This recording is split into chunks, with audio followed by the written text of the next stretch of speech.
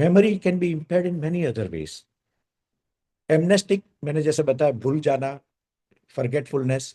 Non amnestic, जहां पे भूलना नहीं है लेकिन different part of memory area of the brain is affected.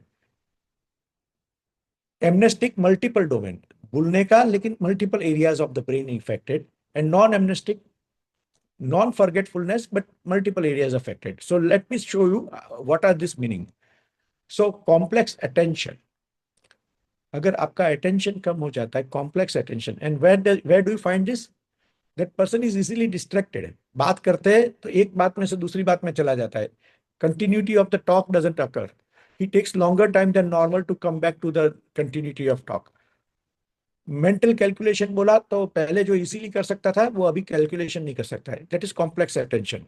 Executive functioning, आज के जमाने में सब लोग मल्टीटास्किंग करते हैं. People do multiple jobs eight one time. मैं मोबाइल पे भी करता हूँ, म्यूजिक भी सुनता हूँ, और किसी के सामने साथ देख के बात भी करता हूँ.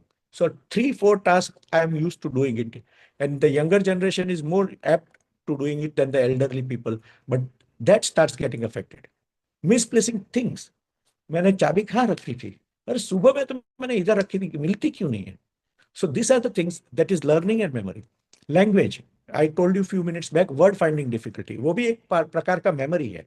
ब्रेन के अंदर अपने नाम, names, numbers, everything is stored. That gets shaken up, ऐसा दिमाग हिला के बाहर आता है when we have to talk or remember it, and when we want to recollect it, if it doesn't come, that's a memory deficit.